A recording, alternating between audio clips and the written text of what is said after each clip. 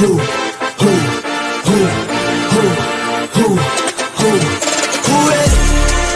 We ready. Who ready? We ready. Who ready? We ready. Who ready? We ready. Motivation to youth only. Mentally feel like Kobe, I'm like Jokic with the rock. You physically couldn't hold me, I don't care if you push it 40. You can never little bro me. Euro step like Ginobili, from young OG to the OG. From nosebleeds to floor seats. Circle stronger than Cuban links. My gold dance, your gold plated. You verse me, now that's a reach. We ready. Who ready?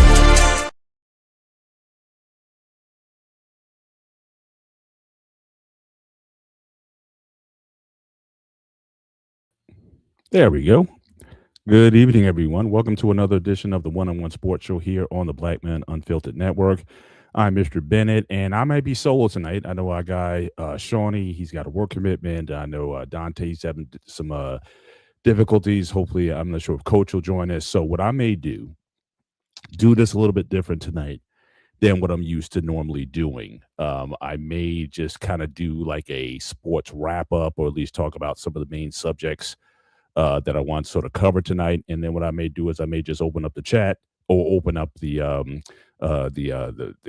floor to invite guests up. If you want to be part of the conversation and participate tonight, certainly I may decide to open that up. But we have a tight schedule because I know following me, we got Brother Tarus. He's going to be coming up on his channel. So again, I want to be able to respect his time as well. So I think I may do a little bit differently tonight, but we appreciate you guys being with us tonight. So just make sure when you come in, make sure you hit the like button. Certainly appreciate it supports the algorithm here. Also be sure to consider joining the Black Man Unfiltered Network, and certainly anything that you want to give to the channel. Certainly you can either Cash App or Super Chat to the Black Man Unfiltered Network, and anything that you want to give to us personally for those the hosts of the chat. You see our Cash Apps that are scrolling at the bottom of the screen. So again, this is like one of the first times, and I hope I just made an adjustment. So hopefully my audio is a little bit better. You guys can hear me a little bit better through this. But I think I'm just going to do sort of a quick sort of wrap up on what I observed from certainly the past week in sports. And, we'll see where this conversation goes. And then, like I said, I may drop the link. And if guys want to come up and be part of the conversation to talk about some of the events that we've talked about, you're certainly more than welcome to do that. So this is going to be like kind of I've seen this with a lot of sports radio. So this will be my first time actually just kind of my view of the news, so to speak, instead of a panel. But we'll see what happens. And, hopefully you guys will be, certainly part of the conversation. So, I guess I'll just start with the A block, if you will. So I'm just going to share my screen, and we'll just talk about some recent events. So obviously the big thing. I mean, we're still sort of in sports purgatory, so to speak. I mean, we don't have the obviously we don't have the NFL. I know the draft is next month, but certainly we had the WBC, World Baseball Classic, this past week. And it's been very successful. Certainly I've enjoyed this much more than I thought I would. And it's done great numbers. So if you look on the left, the numbers that, the viewership watching those games prior to last week. So you got, certainly U.S. Great Britain, almost 3 million viewers, U.S. Mexico, that drew over 5 million viewers. But the semifinal game with the Dominican Republic drew over 7 million viewers. Certainly it was the most watched sporting event over the weekend. It peaked at actually 8.17 million viewers. And, again, so it was very successful in terms of its in terms of, viewership. There's a lot of electricity. A lot of people say, well, these are, these games are done in this is preseason. I mean, this is sort of spring baseball time. But you saw from the games, you saw from the crowds, didn't matter where you were. You had some surprise teams like Italy, even though a lot of these baseball players do play in the major leagues. So it's not like, this isn't like Team USA basketball in the last Olympics, where you got to be worried about the French team or whatever. A lot of these guys, in leagues that play over in Europe or whatnot, a lot of these guys are, certainly play in the NBA. Just like with the NHL, a lot of those players play, but you still see this sense of national pride that a lot of these guys really put into the game, and so it's really a lot of excitement. Like I said, Italy was a big surprise this year in terms of them beating the U.S., but then losing, in terms of getting into the finals games. But Venezuela, they just seem to be a team on a mission where they were able to, have several comeback wins, came back against Japan, and they just seem to be, certainly really determined to win this thing. If a lot of people say, "Oh, well, it's just an exhibition," tell that to them.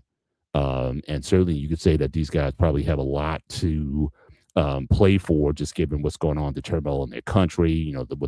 I'm not going to get into the political situation, but certainly there's been a lot of turmoil in Venezuela, both inside and outside the country, for some time. And that has certainly been something that, certainly the vibe in Venezuela may not be, it's a lot of uncertainty, but certainly what those players were able to give to their baseball team the other night was certainly, I think, a big uplift. And that's one of the powers of sports, that sports can certainly, when we're going through things, when we went through the pandemic or whatnot, it was sports. People prioritize putting sports on air because we realize we need, these pastimes so to get us through some things when things aren't necessarily going so well. So again, a big uplift and boost for them. Certainly during a difficult time of transition again in their country, and some uncertainty that is going on in their country. So again, over 7 million viewers, peak over 8.1, most FS1's most watched telecast since 2019. Now, the question that people are going to say from now on is, if you're going to get these kind of numbers on FS1, this game should have been on Fox Prime, the Fox, the main Fox channel. What kind of viewership would you got then? And then I also think that you're going to have to, the MLB, which really governs this game, is really going to have some decisions that they're going to make, because you saw certainly the way Team USA was managed.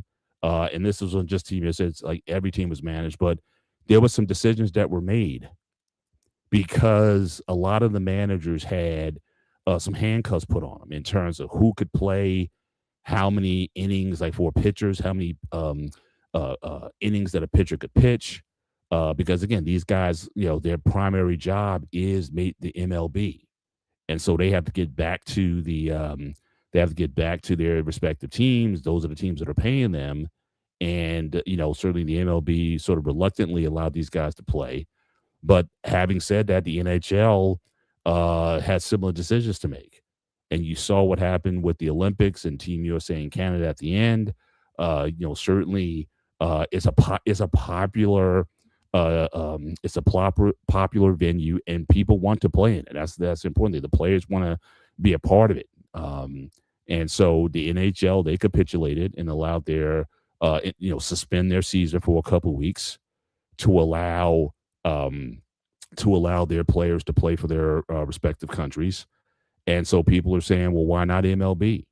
Now, everybody talks about how boring the All-Star game has been over this last few years.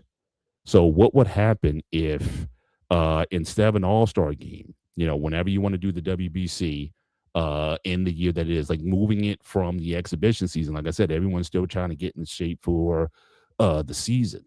But what if baseball took during the WBC time, took a 2-week break off around the All-Star game and staged it then? What kind of fanfare would you be able to get then? And would it be would you get a lot more viewers? Because again, home run derby, it's almost like home run derby is almost becoming like the NBA dunk contest. Sometimes you don't get a lot of the stars who participate in the festivity, in the home run derbies and whatnot. So they're kind of getting like that too, where guys are participating. But what if you put the WBC on? Because you certainly saw that a lot of people were really enthused about the games, and it just brought out a lot of cultures. The nice thing I also liked about the WBC is that you see how teams express themselves in the sport. Now I know, especially in the MLB, they talk about there's a lot of unwritten rules about gameplay and about etiquette, things that you don't do. You don't bat flip. You don't do a lot of celebrations or whatnot. Well, you saw certainly with a lot of Latino teams, they are very expressive. The Dominicans, very expressive. They got to move for everything. The Venezuelans, very expressive. So you see that just how people digest their baseball, and they bring their own sort of cultural swag to it, and that was good to see as well. That people express themselves differently. Also, you saw certainly the one thing you definitely saw was again the diversity. Certainly for the teams in the Caribbean and Latin America, a lot of these teams were mostly, if not all, black, coming from the Latin countries. We've known this for a while. I think the Team USA might have had maybe one or maybe two black players on it, but certainly for persons of color, if you want to use that word, certainly they're in certainly they're in the Caribbean, and you saw those guys certainly represent. So again, I just think that the venue was really good. But again, congrats to these teams. But a couple other highlights of things that I got from the games. So obviously you had, again, the highest rated game was again USA and Dominican Republic, and there was a very if you're into low scoring baseball, I think certainly one of the disappointments certainly from Team USA, and we'll talk about that, is the lack of offense that they had in the World Series in the WBC.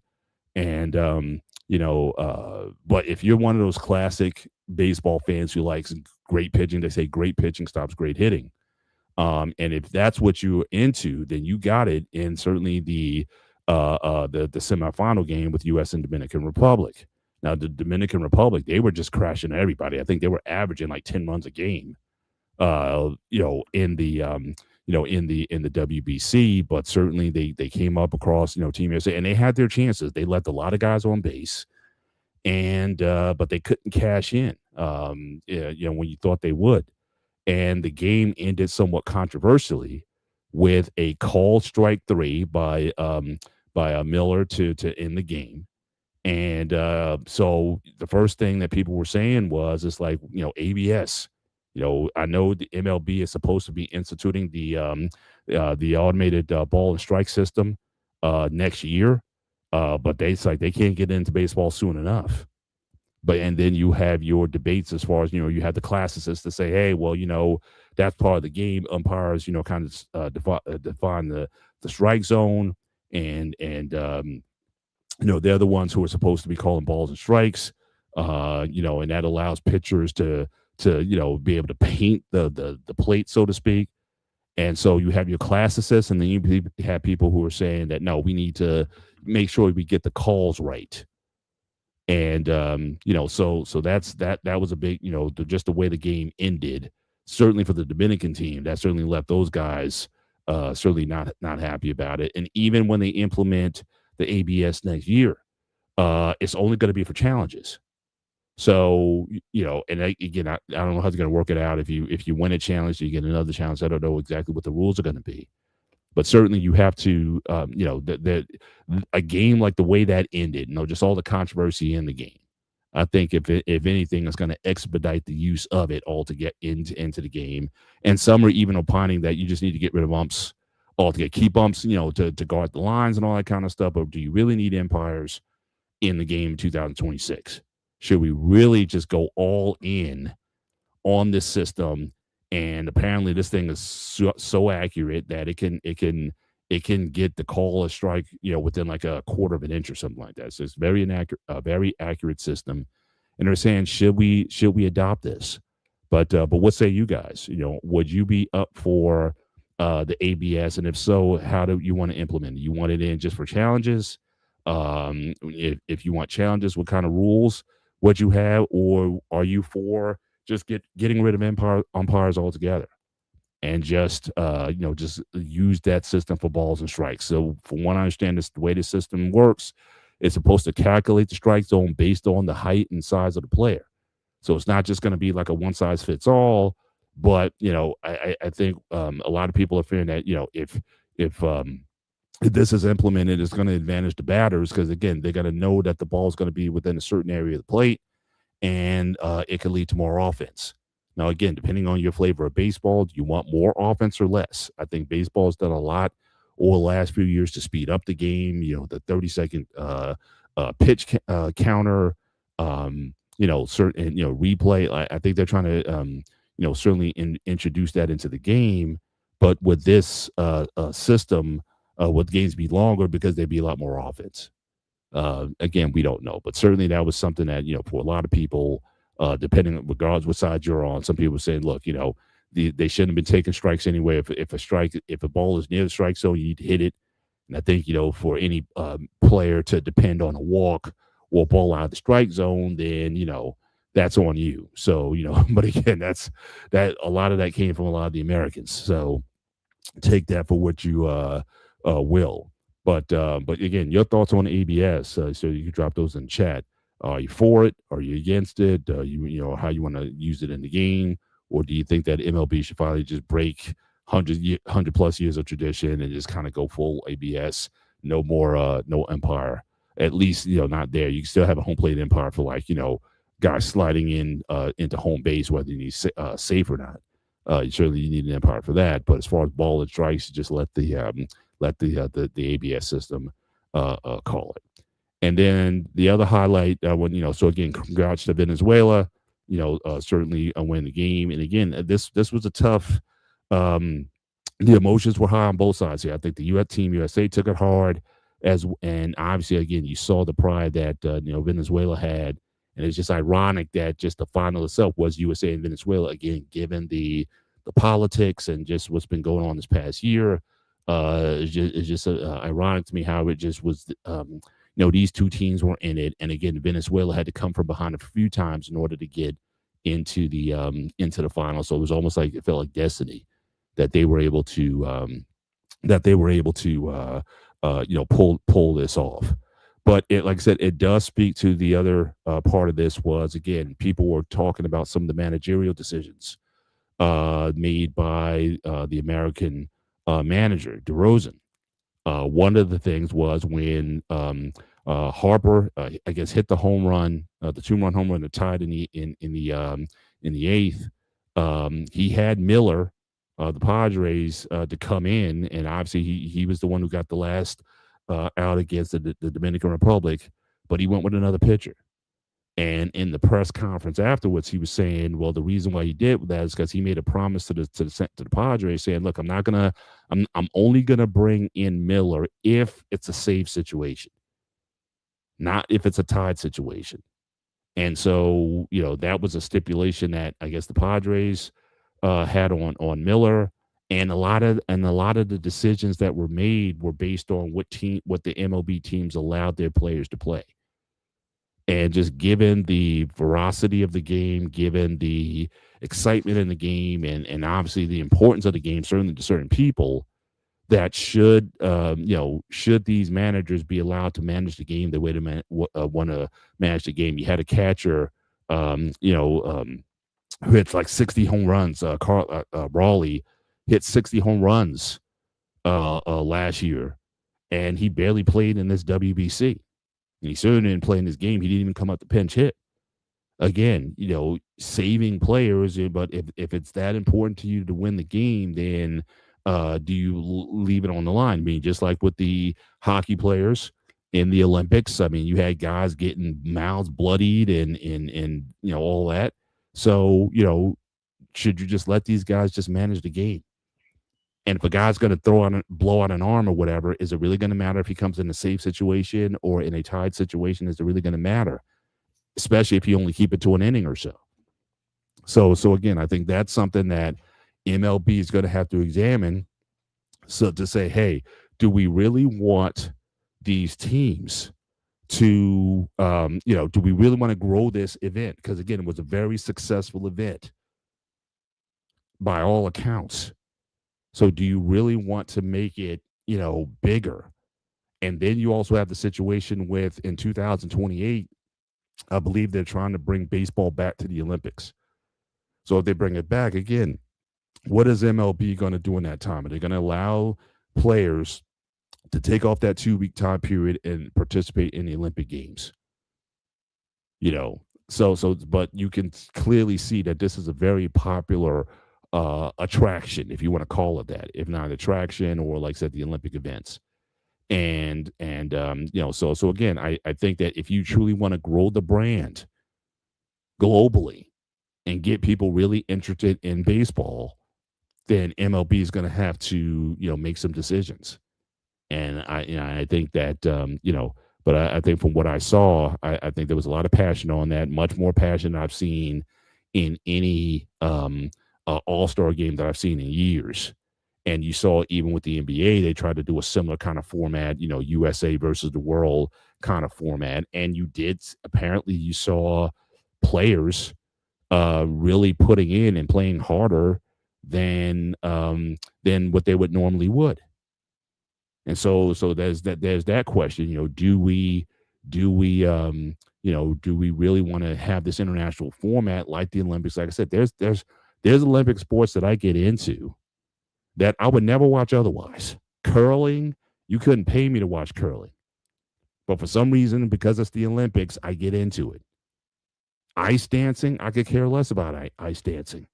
But I kind of get into it with the Olympics. So I think these kind of international formats, I think people are very prideful about, where they come from and whatnot. And even so with the American players, I mean, sticking out the Team USA, pointing to the flag and whatnot. There's still, even in this global world, there's still a lot of patriotism and a lot of pride from where these people come from that I think that is evident in, like I said, this is an exhibition. This doesn't even count. I don't even know how much money, if there's any kind of extended money prizes, what the compensation is for these guys. But these guys play hard. You saw the Team USA, the defense. You saw Aaron Judge throw at a guy going to third base, threw the ball like 95 miles an hour. It's like the first time he's done that in years. You saw guys laying out for balls in the infield. I mean, guys took this seriously. And so kudos certainly to the players to make it what it was.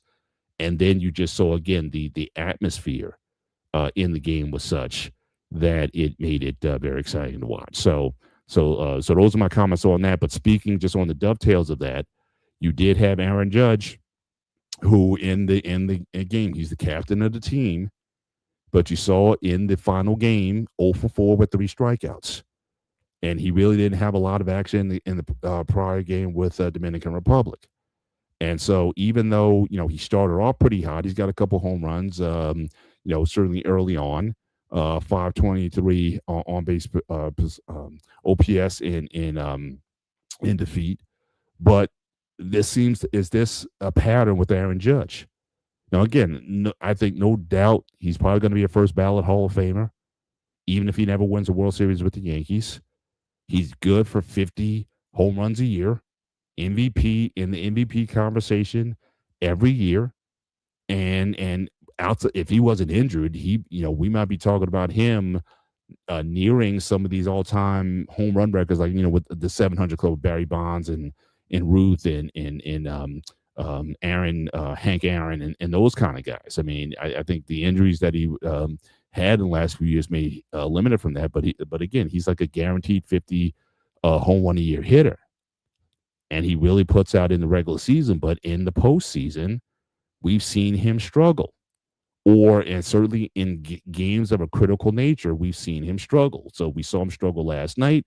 And again, as a diehard Yankee fan, I've had to endure that. If you look at Aaron Judge and his statistics, so and again, last year he had a decent playoffs, right? So again, in the playoff, the postseason stats, get 7 home runs in the postseason, 415, OPS 1.247, WAR 2.1. But prior to that, and going into that, prior to that playoffs last year, again, he had one of the lowest batting averages, 196 in the postseason. You saw in the World Series the year before with the Dodgers, I mean, he basically disappeared. And so people are asking, I've heard some of the local New York City commentators saying, "Oh, it's not fair. He's a great player. He contributes in other ways and whatnot, and they wouldn't be where they are without him." But at what point do you start to judge a player based on their ability to produce in the postseason in the big moments? Like I said, if not the postseason, the WBC, obviously this is an exhibition, but it's still a big moment in the game. And when is he going to produce? And is it fair to judge guys based on that? Again, the guy guaranteed he's going to hit, unless he's injured, guaranteed 50, 60 home runs a year. I mean, the guy is just a huge guy, 6'7". It's like I never would consider a guy that big playing baseball. And again, everything else about the guy, character and all that kind of stuff, no complaints there. I mean, he's apparently he's a good guy. But some of these guys in the commentators will say, "Oh well, because it's just averages. Is the law of averages says that you're not going to get a hit every time. You're going to hit the ball 3 times out of 10." I'm like, okay, well, if you're going to do that, then are we going to take certain terms out of our lexicon, right? We need to take out terms such as money player, you know what I mean, or clutch or Mr. Clutch, or a guy like Reggie Jackson, who's my favorite player of all time. Do we take away his Mr. October nickname? Because I mean, the guy produced. I mean, the home run World Series in. I think he's tied all-time home runs in a World Series. So should we take away his Mr. October just to say, oh well, it's just the law of averages, and that's where he's at? But you do seem like you do have these players who come up big in big moments and big spots. Derek Jeter, for example, always played well in the postseason. Never had a slump. They put the same tag on A-Rod until that 2009 World Series where he finally showed up for once. Again, he was a guy who would hit 40, 50 home runs a year. But that 2009 season, he finally had a good postseason that certainly he was able to get that monkey off his back. So again, will Judge be looked at as a great player if he doesn't win a World Series, or at the very least, if he doesn't produce in the biggest of moments? Because even in this prior postseason, even when even though he had a decent postseason, sometimes it's about getting the hit at the time. And like I said, he started off in the WBC fairly hot, but then that fell off. So how do we judge that? How do we judge athletes on their ability to produce in the big moments and seem to shrink? And we talk about this all sports. We talk about James Harden. He'll have the numbers, MVP caliber seasons, but he shrinks in the postseason. Again, is that a fair criticism or not? And if it is, then is he going to have to live with that? I think he's like 32, 33 years old. So I don't know how many prime seasons. I think he still has some very productive seasons left. But again, if he doesn't get it done with the, what's his window of opportunity to get it done, to get back to a World Series and possibly win it? Because right now, I mean, the Dodgers, I thought so many times last year, I thought the Blue Jays had them last year, but the Dodgers are just monsters. And Dave Roberts seems to just call the right play at the right time. So I don't know if you were beating him last year anyway. But that being said, he's going to need, in my view, that moment, not just early in the playoff, first couple rounds, in the World Series, in the big spot, hit the big home runs where your team really needs you to elevate and carry that team. And certainly they could have used his bat in the WBC, certainly in the game last night. They were fortunate that they were able to shut down a very high-scoring Dominican Republic team. And again, the throw that he made, the throw that he made to throw out the run at third was huge in the game. So I'm not saying he didn't play hard. His defense was good, all those things. But again, sometimes you're judged by, Bryce Harper hitting that home run because he was awful up to that point. But he got that big home run, and you can see the relief that he got from it. But Judge was next, and Judge couldn't capitalize on it. So those are things that So what do you guys think? Aaron Judge, fair criticism of him not producing in the big moments. Is that fair or foul? What do you guys think about that in that block? Moving on to again, we got the brackets out for the tournament. And I admit I haven't watched a ton of college basketball probably for the last couple of years, just with the one and done and you know uh just the system being. I did watch the finals last year. I thought it was a very good game last year, but I really didn't follow a lot of college basketball this year. But I mean, again, you got your major teams. I mean, Duke, Michigan, Arizona, and Florida just reminds me of like the late '90s, early 2000s. So the at least if you're into the brands, you know, and especially with the portals and the compensation these players are getting, you know, they said that a lot of the mid majors would suffer because of this. You weren't going to have a lot of these Cinderellas and whatnot getting into the tournament or having long runs. But it seems like if you're into the old style brand, so again, if you're a fan of Duke or Michigan or what have you, you got your guys, the four teams with the number one seeds. Just to kind of quickly go through the seeds.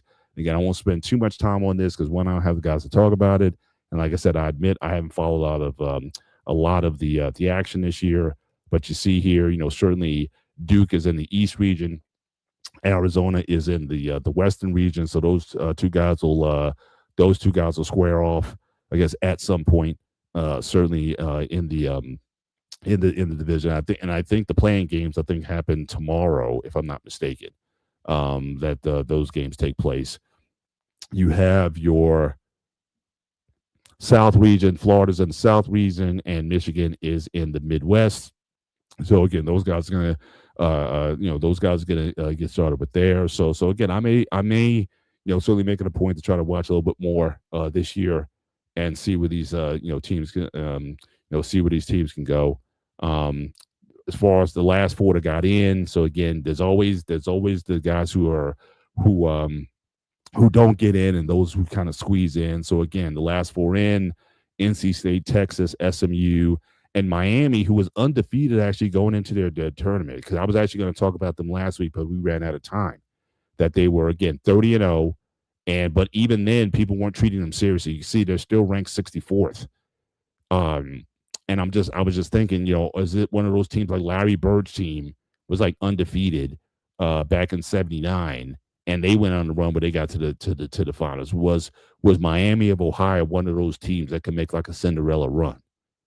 So again, I'm still interested in seeing what they can do, but certainly compared to other teams that didn't get in. So again, Oklahoma, Auburn, San Diego State, and Indiana. Again, some of those are brand names, but some teams were certainly picked over them. So like so so Auburn, they could have made a case that we should have been in, certainly over Miami. But again, it's hard to beat 30-0 or 31-1.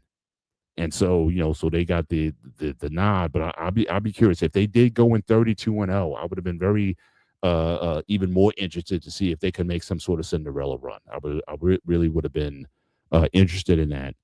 And so again, I'll look forward to trying to watch some of the games and maybe get rid of a couple of my guys. We can kind of follow a little bit. One thing I know for sure, my Rutgers team, I don't even think they're going to make the NITs. And I think their coaches should be in trouble at this point. I know Rutgers women, they fired their basketball coach. And I think even though, Steve Peichel brought a lot of, rebuilt the basketball program. I think it might be reaching its run. Especially you had two players from Rutgers who got into the NBA last year, and they couldn't even make it to the NIT last year. So I don't know what's going on with that. It could be the coaching. And, so they have to see what they want to do in that situation. As far as on the women's side, again, some of the familiar names that we're used to seeing. So again, South Carolina in Region 4, UConn, Region 1, LSU is in Region 2 with the number 2 seed. Texas is back on top again. So again, you got some of the familiar names, no USC. But you certainly have some teams there and some coaches. It seems like with the women's game, again, we're not going to have Reese and the lady who plays for Indiana. We're not going to have that this year. That kind of rivalry of those stars. I don't even know who stars are, but the coaches, especially the LSU coach and obviously Dawn Staley, they always keep it interesting though. So you'll be listening in to see what happens, with those, what happens with those guys, and see what they're able to do. But with that, just go to the last block of the night. Again, I expected to have a little combo. So again, this is just my sports commentary. So just to kind of review what we talked about so far. So we talked about the world, the WBC, and the controversies around that as far as the balls and strikes, the ratings were off the hook. Would you want to see more of it if MLB decided to every 4 years suspend the All-Star game and just have the WBC be closed for 2 weeks and let the WBC take place instead of the All-Star game? Would you guys want to see that? Versus what the current format is now? Would you want to see more of it? But again, it was very well received. But then you also had the struggles of Aaron Judge, whether it be in the World Series or in the WBC. In the big moments, he tends to shrink a little bit. Is that a fair criticism of him? You have the NCAA tournaments coming up, March Madness, and seeing where how those go. And the last block I really wanted to get in tonight was to kind of finish a conversation that we really got into last night. But again, unfortunately, I'm not going to have it. But again, I'll just kind of summarize where we started this conversation. So we were talking about who is going to be, I guess, the next star, if you will, in the NBA. Like who's going to be the brand in the NBA. So we talked a lot about Wemby, because people are contemplating that, again, just given his passion for the game. I mean, he's a freakish player, and he's putting up some pretty big stats. Could he be the face of the NBA? And so again, we started that discussion, and it's difficult. Again, being a foreign-born player, we've had Jokic, we've had Antetokounmpo. We've had different foreign-born players who, again, great players, and whatnot. But will they resonate with an American audience?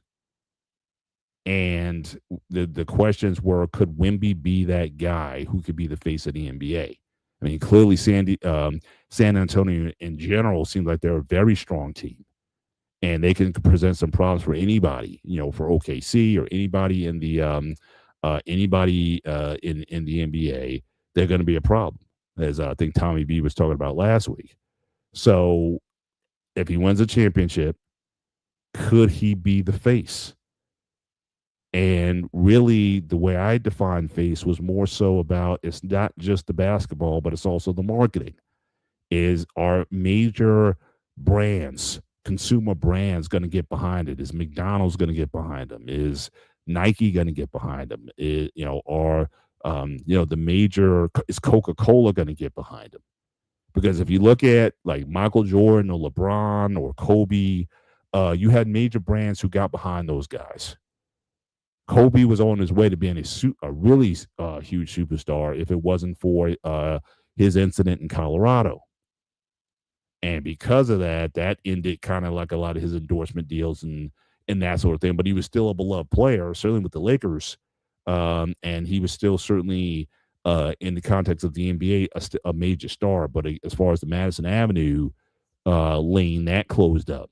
But I think when the NBA or a lot of these leagues or the NFL, when they look for stars, they want everything has to be lined up.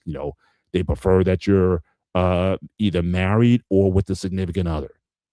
And obviously somebody who can, represent brands and represent the league and not have a lot of scandals. So again, we found out later Jordan, the league, I think, protected Jordan to a large extent. We knew about the gambling and just a lot of the things that he did, but certainly when the NBA and the marketing and whatnot decided that he was going to be the face of the NBA, they covered a lot of stuff. If you watch the documentary on Jordan, The Last Dance, he wasn't necessarily the nicest guy, that he had his foibles just like a lot of other players did, but a lot of stuff was just hidden. But the NBA made a decision that we're going to be all in on Jordan. And he was able to be that guy. And then LeBron comes in. Again, same thing. Again, married early, just like Jordan had a wife. Now, again, we knew he was doing his thing. But again, the image, I remember those Hanes commercials he was in. LeBron James, same thing. Married, children. He's kind of got the photogenic family.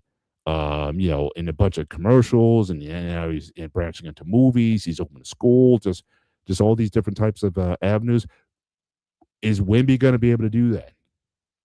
And if it's not Wemby, then who is it going to be? We already know that certain guys turn that thing down, like they don't want to be the face of the NBA,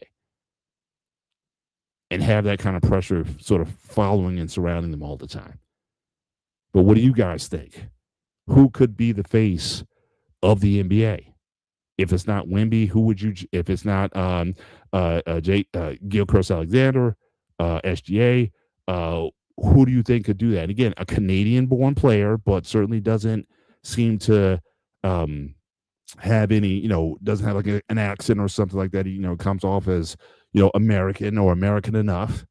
Could he be the guy to carry the league? So I think the league is looking for that. I mean, Steph and LeBron, they're going to be stepping off the stage sooner rather than later. I don't think these guys will be around for the 2028 Olympics, whether or not they even be selected to play, just given their age, or if they'd even want to play. So who are going to be the stars who are going to replace them against a world team, these international teams that are coming? I mean, we saw last year Steph Curry had to play out of his mind the last 2 games of the Olympics in order to get the gold medal. They just like, here, Steph, you got it. Just do what you do. And, so that was almost like in case of emergency, break the glass, and he was able to deliver. So the world is caught up when it comes to the NBA.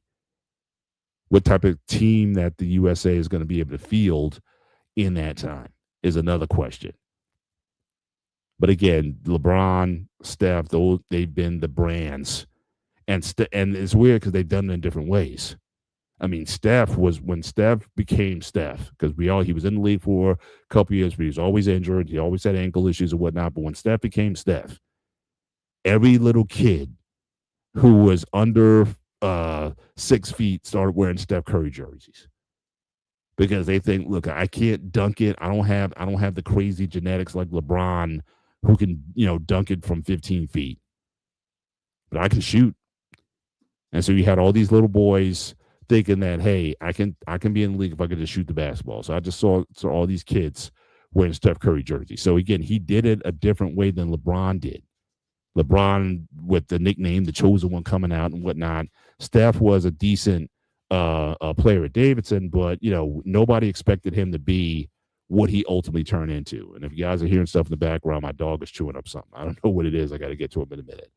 So this might be a good segue for me to kind of break up. So I'm looking in the chat. I'm not seeing a lot of activity in the chat, but again, if you guys, I'll just leave it open for a minute. But this is kind of like my sports wrap up, my sports summary, and maybe BMU, if you want to, make some shorts out of this, you can. But certainly, I said my crew, they had different things they had to take care of. Hopefully, everything's all right with those guys, and hopefully we can pull this together next week and resume. But certainly, I appreciate you guys for the viewers who decided to come in. Certainly appreciate you guys for being with us tonight. The only thing I would ask is before we leave tonight, make sure you hit the like button.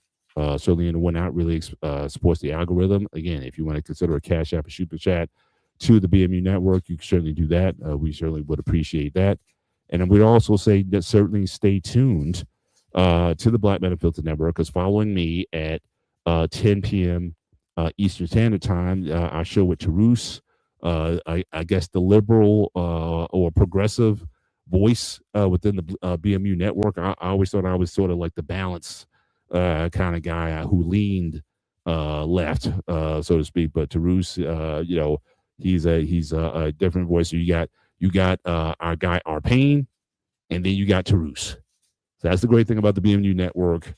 You got all kinds of voices who offer all different types of opinions and views and whatnot. So again, this is not a monolith on this channel, and you can certainly take in their perspectives and whatnot. But again, Tarus is young brother, always willing to speak his mind on current events, and we got a lot of current events that are going on that are certainly on the minds of a lot of people. But on the sports show, we like to just offer an alternative for people to just kind of take their mind off some of that stuff and have some fun and have some debates over what's currently going on in sports. But I think with that, I think I'm going to put a bow on the show to 45-minute mark, which is good for any kind of wrap up a commentary show. You don't need to do 2 hours of that. So I'm going to wind this down. And just as I'm winding down, I'm seeing people coming into the coming into the show. But again, join us next week. Hopefully, we can get the band back together and present as we usually do. But as usual, I certainly appreciate BMU for giving us the platform to be able to do this. Have a lot of fun in terms of prepping for this and making sure that I like having slides and I like to show things because it helps me stay on point and task as we're doing the show. But I really appreciate this opportunity to do this, and certainly looking forward to more conversation next week. So certainly for myself, Mr. Bennett, but for the guys who are in absence, Coach Ferg, for Shawnee, for Dante. Hope you guys are doing well. And see, Anton, you're gonna come in at the very end, right? You're gonna do this. Hey, Anton, I'm gonna bring. Let me do this then. All right, since I wasn't expecting this, Anton, I'm gonna drop the link in the chat. I'm gonna bring you on for a couple minutes because I'm not sure if you watched any of the WBC, but if you did, or if you want, this is your opportunity. If you want to give literally a 2-minute, I'll give you 2 minutes if you want to do a quick summary of what's going on in the NHL. I'll give you that opportunity if you want to come up and do that. So just drop a yes, put a yes in the chat if you want to do that. Otherwise, I'm going to end the show because, like I said, this has just been my personal sports commentary tonight because, like I said, the guys called out. But if you want to come up for a minute, you can. But you got to let me know within a minute, or otherwise I'm just gonna wind this puppy down. But I appreciate you coming down. Okay, so the link is in the chat. This is only for Anton. I'm dropping it in the chat, sir, so you can certainly hop on up here, and you can, I'll give you the floor. You can speak for a couple minutes, whatnot. Then we'll close out the show. We'll still keep the show under an hour and give Tarus again plenty of time to get his show together, and he can take it from there. So again, just stay on for the network, but I'll give Anton a minute to get up here, and we'll just try to wind it down in terms of the topics, and I'll just do some quick hits and we'll get out of here. But I just want to give him an opportunity, so hopefully he'll be up here in the next minute or so.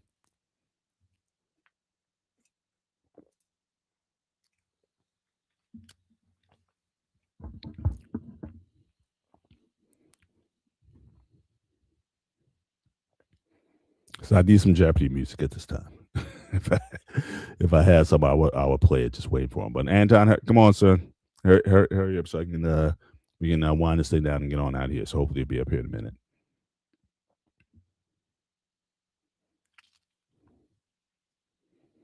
While I'm waiting for him, what are you guys' thoughts on the tournament? Have you been watching? Like I said, we've talked about this last year. In fact, we were talking about certainly Caitlin Clark and what was happening with the women's game. It seemed like for a time that the women's game was gaining in popularity. And a lot of people were starting to pay more attention to the women's NCAA tournament versus the men. But now you're almost starting to see this sort of reset where, again, with the changes in the compensation, it seems like the big teams, the big majors that we're used to, that they're getting the buzz when it comes to the play. So it seems like the NCAA sort of reset itself. So the star teams, the brands teams, like I said, the North Carolinas, the Dukes, the Floridas, and whatnot, that they're kind of back on top again. So again, you're less likely to see a Cinderella team to advance the way they are. So but what say you? Do you have a favorite? Anybody in the chat? Do you have a favorite in terms of who you'd like to see advance in the NCAA tournament? Who you banking on? Have you filled out your bracket? I haven't. Me, I'm usually done by the weekend. I'm usually blown out anyway. So I may just. I'm almost better off. You know how, Anton, you can go to the lottery. You can just say, just generate some numbers for me. I know what you mean. It's like, for me, I haven't done a bracket 6 UMBC beat Virginia. So Yeah, that was fun. But I'm almost like, you know what? Just somebody just do me a random bracket, and I'll just go with that. Because they just generate pick six. Yeah, just give me some numbers or whatnot. Give me like 10 tickets, random, and I'll walk out. exactly, Now my exactly. dad was like very superstitious. My dad, he was like, if he saw a car accident, no joke, if he saw a car accident, the first thing he would ask, or we were in the car, the first thing he would ask me, what was the license plate number? And if it was Oh if it was wow! three numbers, he would play the pick three with those three numbers. I knew someone at my job that did the same thing. Always kept a So, notepad. Saw 3 random numbers, wrote them yeah, down. yeah. 4 random So numbers, wrote them he was down. like he had his own system. It didn't work very well, but he had his own system that it would use. But with the tournament brackets now, you might as well just have somebody just auto generate a bracket for you.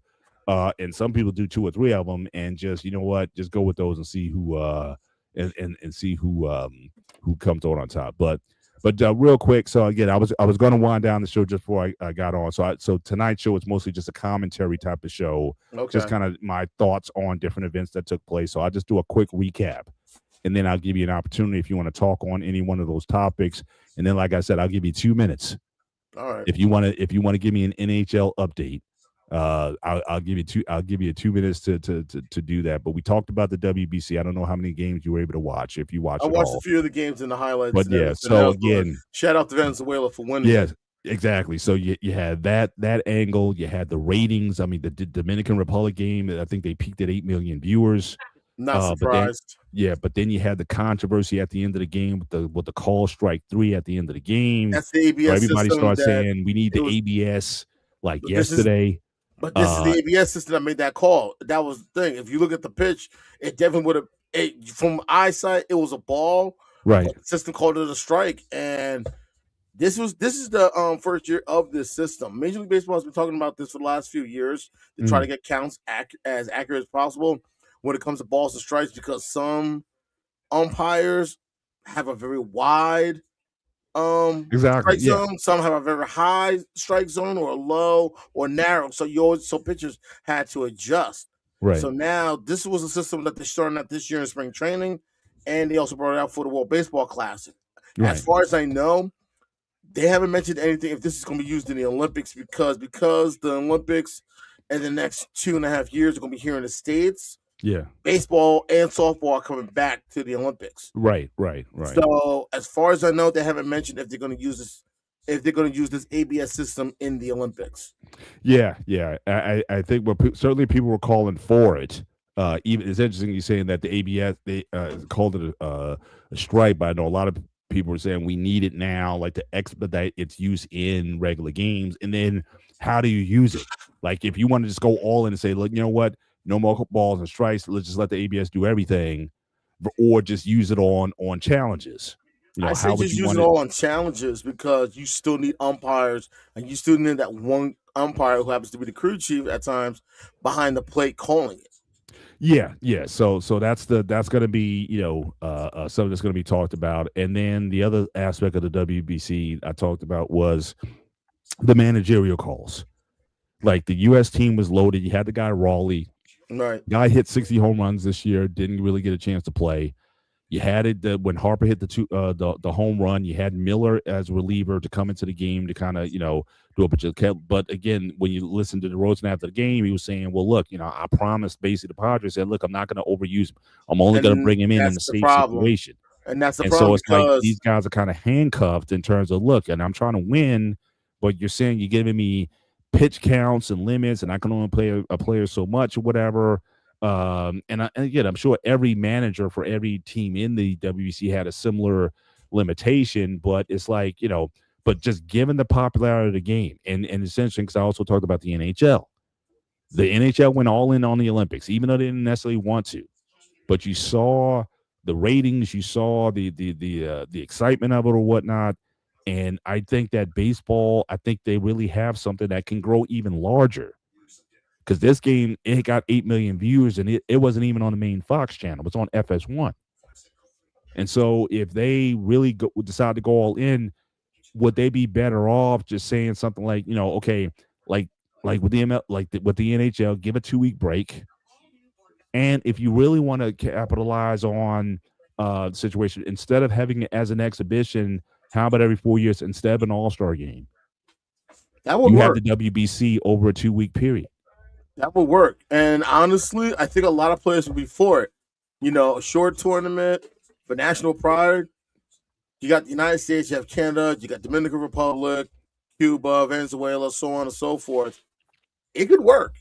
It Yeah. really could work. And I think what the NHL did, and yeah, I know a lot of people may not like hockey and say all this thing you want, but shout out to Gary Bettman and the Players Association for coming up with this setup with first the Four Nations face-off last year, Mhm. and then allowing the players to go into this year. That was the first time in 12 years. Yeah. And now next year, this time next year is the World Cup of Hockey. So they Yeah. got something that's working already. And honestly, as much as people love to downplay the NHL and hockey and so on and so forth, if you look at what they did last year during the All-Star break with the Four Nations, that it was talked about more than the NBA All-Star game. Yeah. And then this year you had the Olympics. Yeah. And that did better than the NBA All-Star game. Yeah, I think it definitely brings out the passions. I mean, we talk about when it's sort of a global world, but people still have national pride. So when Harper hit the home run, he was, tapping the American flag. They'd stick out the USA. I mean, guys, they want to participate in this. In fact, right. I think one of the Venezuelan players said this guy won a World Series. Yeah. And he was saying that this moment was more important to him than the World Series. It does. That says something. And that's the thing that's paying your bills. I don't even know how much these guys got paid. Sports. Yeah, the thing is, a lot of people don't realize when it comes to these national tournaments, something like this in baseball and basketball and hockey, soccer, whatever, in any team sport, it's a lot of pride. Yes. For example, last year, the Four Nations, all those guys were dialed in. Every player for the U.S., Canada, Sweden, and Finland. And some of these guys were teammates on their NHL club. And they were dialed in. They were ready to throw hands. It was national pride over club. And then, of course, at the Olympics this year, oh my gosh, national pride over club. I hit it. I just remember that first, I think, with the first 5 minutes of the first period. And one of you Team USA players laid out a Canadian. I mean, the hits, the hits were harder with those teams. And people don't. And I've always told people when it comes to hockey, for a lot of these guys playing for your national team, whether it's the Stars, where you have that maple leaf, the Stars and Stripes, the Tricolours, any emblem of your respective country, when you have that on your chest, you take it up a notch. You do. Because it's that big of a deal. Yeah. And plain and simple, when you saw that gold medal game between the United States and Canada, and both the men's and the women's game, and shout out to both those teams, and also shout out to the sled hockey team, the U.S. sled hockey team for winning gold at the Paralympics. So this is the first time ever in the history of the Olympics and the Paralympics that one country has dominated one team sport in the same year. So shout out to those. WBC a little bit more because I was like, okay, it's like USA's on this run. But again, I got no spot. And how ironic it is, just given everything that's going on with Venezuela and the United States. Yeah, that it was those teams who wound up in and I think that's won what kicked it up to a whole new level as well. Because sometimes when you add national pride and the geopolitics and you put it in a sports arena, it really takes it up to a whole new level. You saw the crowd. I mean, the crowds the game was in Miami, so I knew that there would be like a heavy Latin bend anyway, right? Right. There's a very large, but it felt like it was like an away game contingent in Miami. Exactly. So it just had like an energy to it that everybody was really engaged. Even the American fans that were there, I wouldn't say they weren't. I'm just saying. Oh no, they were loud too. 2-1. They were loud too. And the one thing I have to say also at the end, you saw the emotion on both sides. You saw the joy, definitely, on Team Venezuela when they won it. You saw the hurt for Team USA. And you know what? Shout out to Bryce Harper because he even walked over and shook hands with a lot of players and gave them love and mutual respect. Like, yo, y'all won this, y'all were good, and everything else. I can't take anything away from y'all. Y'all put it out there too, respect and everything. And I know it hurt, but game recognizes game, and he was willing to do that, and that's what it's all about. So, So honestly, for Major League Baseball, they really need to look into this to maybe every 3 or 4 years find a way to put this around All-Star time instead of spring training, because a lot of managers, it wasn't just the United States, a lot of the team managers, everybody was being managed, but it's all like hampered by their club managers. Exactly. Yeah. Don't put my guy out there for, if you need him for a save, put him out there for only like no more than 10, 15 pitches. Don't put him out there for, and it's like, come on. Who's managing these teams? Is it the managers for these national teams, or is it their respective major league clubs that's still in spring training? Give me a break. And that's always been the problem with baseball, because let's be honest, the players are fragile. I don't like the fact that there's a pitch count. Guys don't know how to be smart hitters and smart pitchers. They always going for the long ball, so just trying to play small ball. So this is what happens when you focus on too much on the long ball, and you got pitchers only trying to focus on throwing those 102-mile-an-hour fastballs. Right.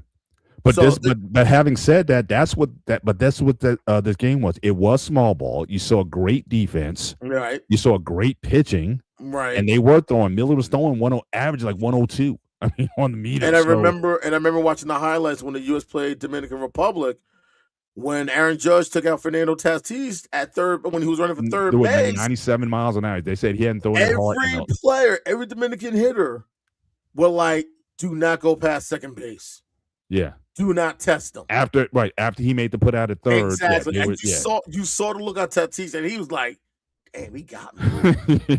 Judge is running back to the dugout like, yeah, I got him. And Tatis was like, great. Damn, he got me. And then next year, all of a sudden, it looked like every Dominican player was like, okay, you know what?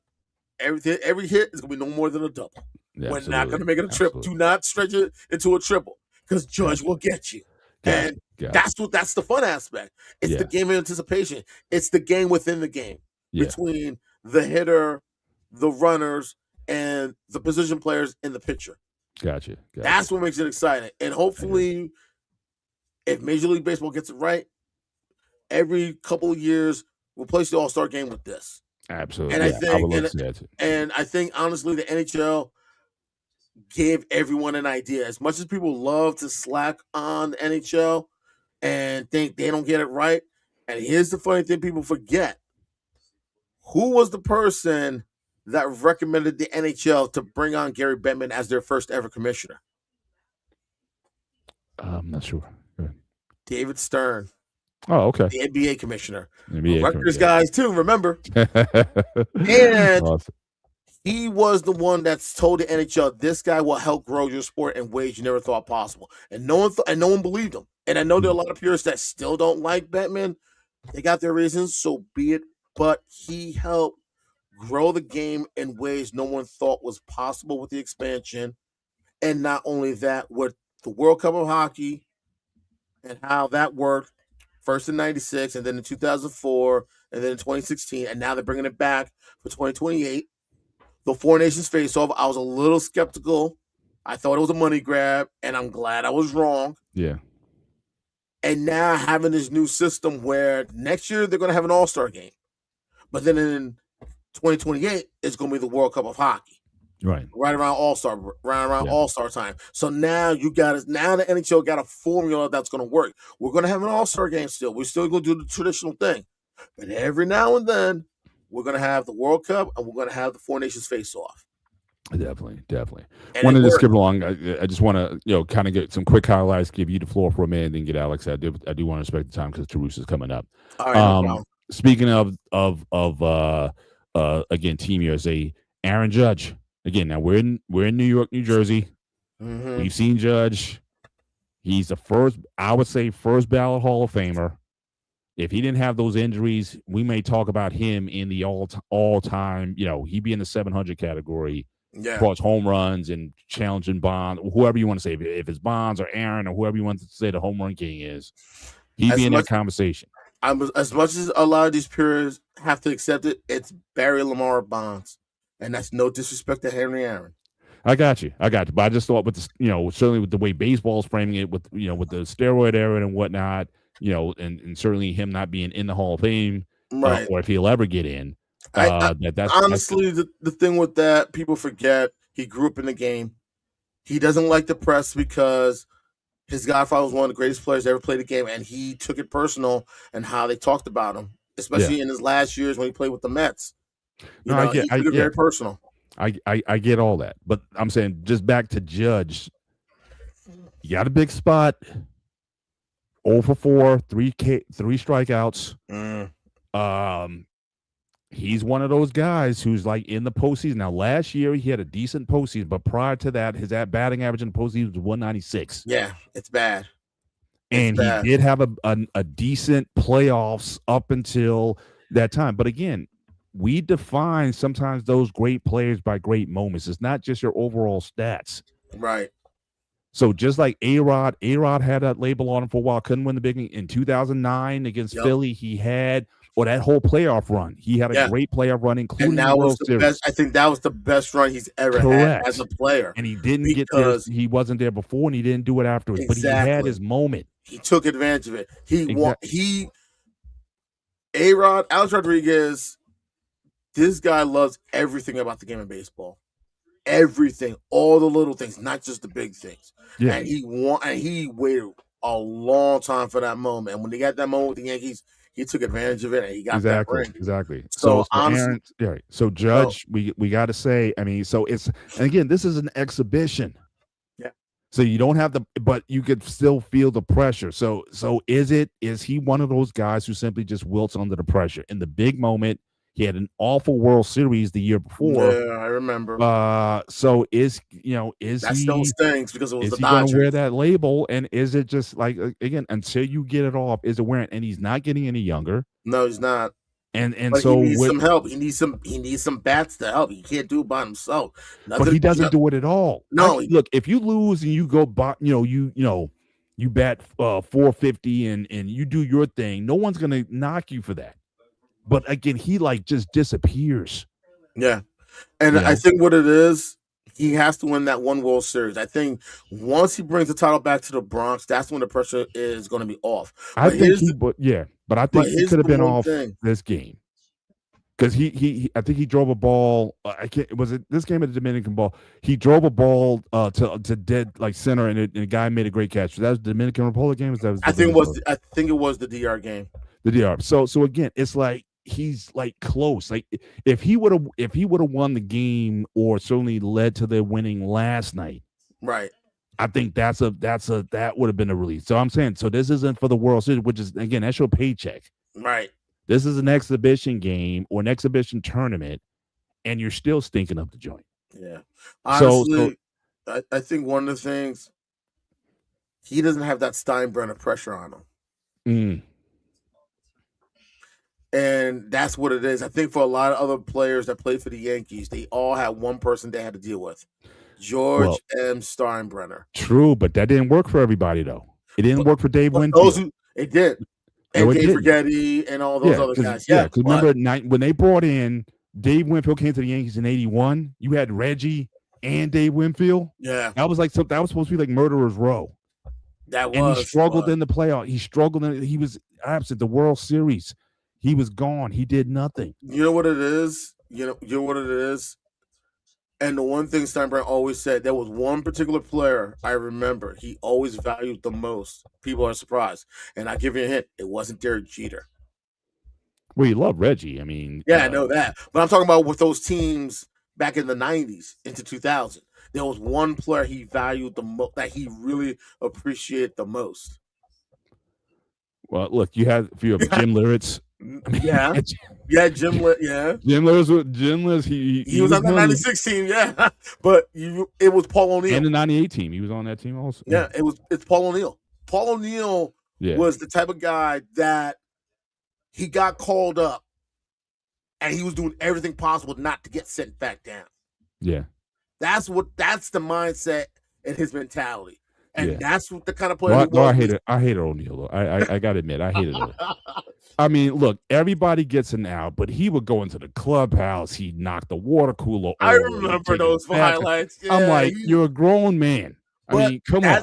but that's the kind of player he But if come was. on, man, He hang on. was fiery. Hang on, man. If that was one of us, Yeah, I know. they wouldn't take that.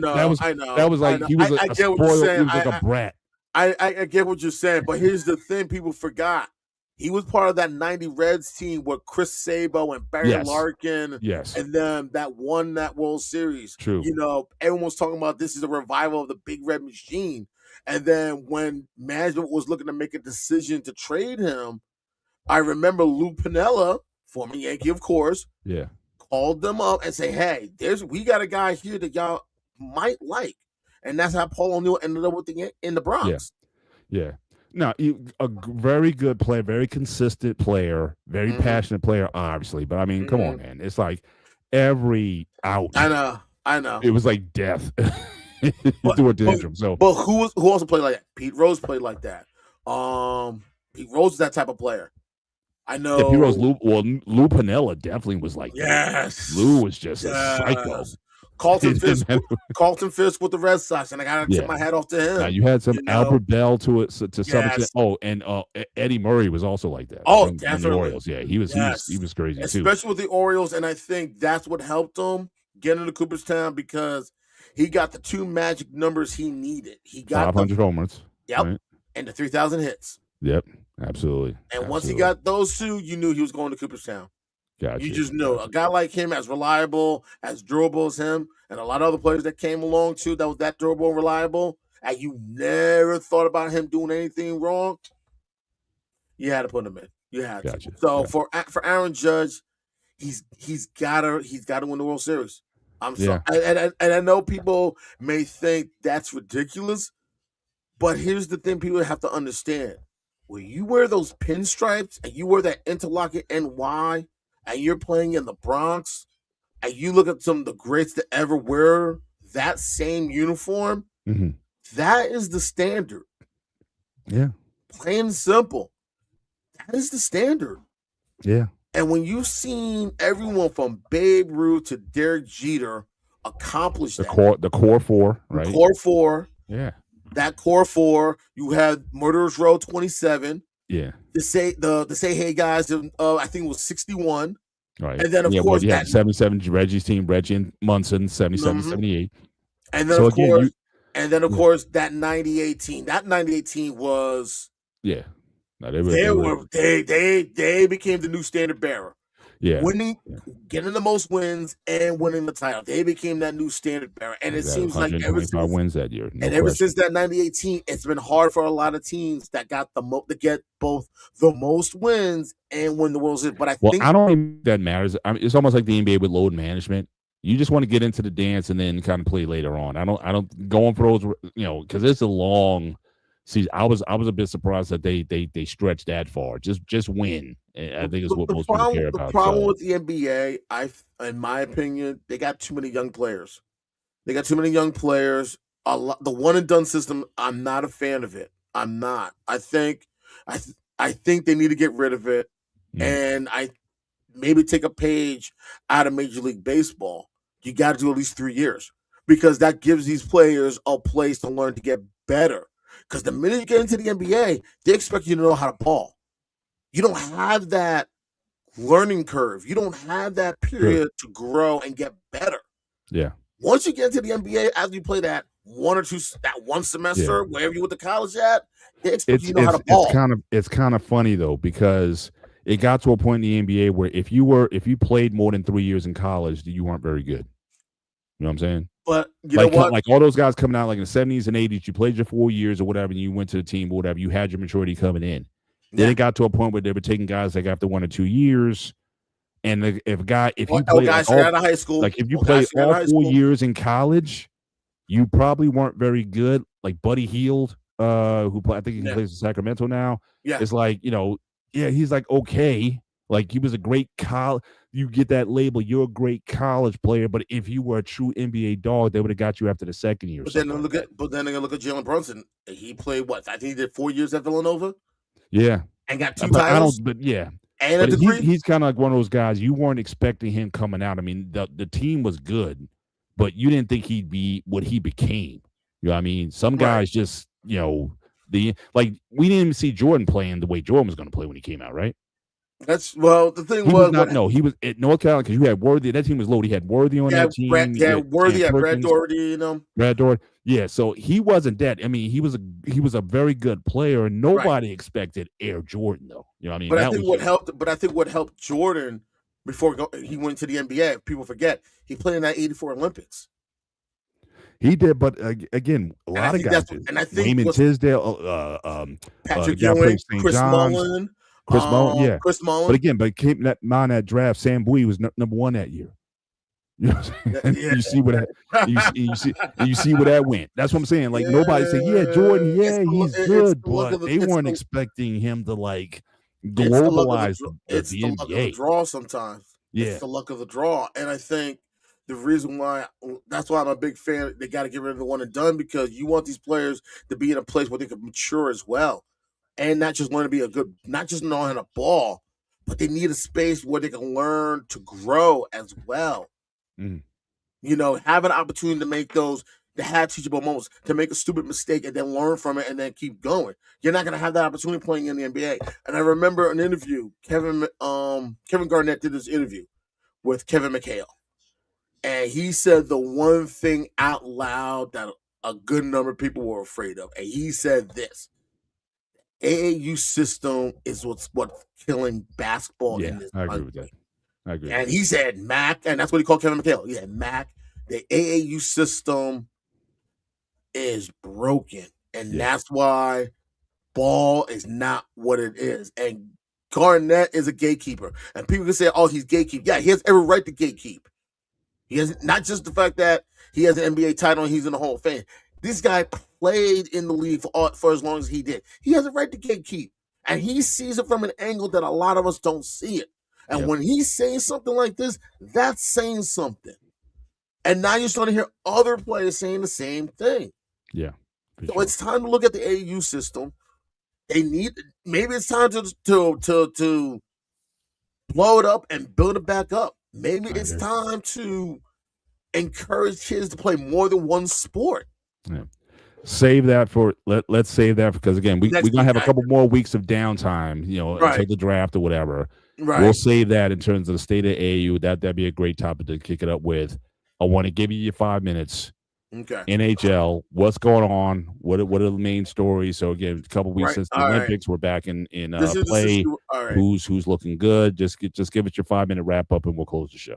All right, no problem. All right, right now the current situation of the NHL is this: they just had the trade deadline a little over 2 weeks ago, and surprisingly, there was no blockbuster trade like last year. Last year was a deadline date move where 2 players, Seth Jones and Brad Marchand, were sent to the Florida Panthers. And when I saw that move happen, I knew that they were going to win the cup that year, and that's what happened.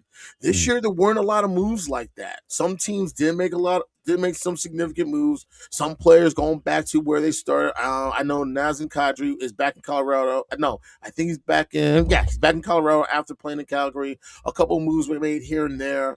Players that I thought that were going to get moved by the Rangers didn't get moved. I'm surprised, like an Adam Fox, and I heard he was going to be on the trade block.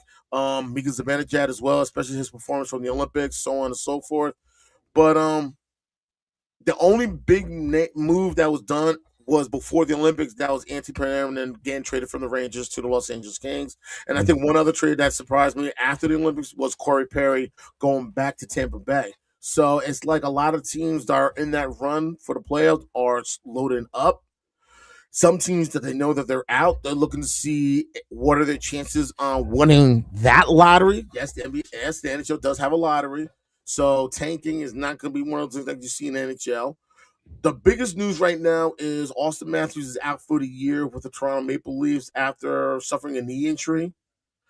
And unfortunately. And the other big news as well, if I remember, that's going on in the league is the Buffalo Sabres and how they're doing much better than expected. And could this year be the year that they finally break that streak of missing the playoffs, and they haven't made the playoffs, I believe, in 15 years. So this year could be the year that you will see postseason hockey in the city of Buffalo. So it's where I think I was in. I remember, I forget what I was up there for. I was in Buffalo the year I think they made it to the Stanley Cup Finals or something like that. That was in '99. Yeah. So I remember being up there, and the city was definitely hyped up at the time. Yeah. All right, real quick, status. What's the state of the Devils? I know overall they've been playing fairly well. What's the state of the Devils at this point? Are they looking like a contender this year? Are they still figuring some things out? It's possible that they might get a wild card in, but there's only about 20 plus games left for all the teams. So this is basically going to be the final stretch. So it's all going to determine on who's healthy and any players that that was traded from their old team to the new team, if they're able to gel quick enough in order for these teams to make it to the postseason. You got some teams that that's going to get in. Carolina, I believe, is one. Colorado was making some noise as well. And then, of course, you have my Rangers that are just sticking up the bed. Yeah, I gotta say that LA right now are doing a swan song for their team captain, Anze Kopitar. This is his last season before he goes home to Slovenia with his family. So it's gonna be real interesting to see what teams are which teams are gonna make it and where they're gonna get seeded as well, because the NHL have a different seeding system when it comes to the playoffs compared to the other sports. So right now, I tell people this is the time to sit down and watch some great hockey, especially this last time of year, because a lot of teams are going to put it all out there to see whether or not they're going to get in, or any team that's already out, they're going to be spoiled to their biggest rival. So that's the best way I can put it. Appreciate it again, folks. You got bonus coverage, bonus footage. Thanks, Anton, for hopping on and giving us the hockey update and just giving your perspective on the WBC. And again, so hopefully, like I said, next week we'll get the crew back together. Whatnot. You're always welcome, certainly in the space as well. Certainly, but for myself and for Anton, and again for the guys absent tonight. Hopefully, we'll get those guys back together. But appreciate you guys. So for everyone here, take care. God bless, and we will see you next time. Good night.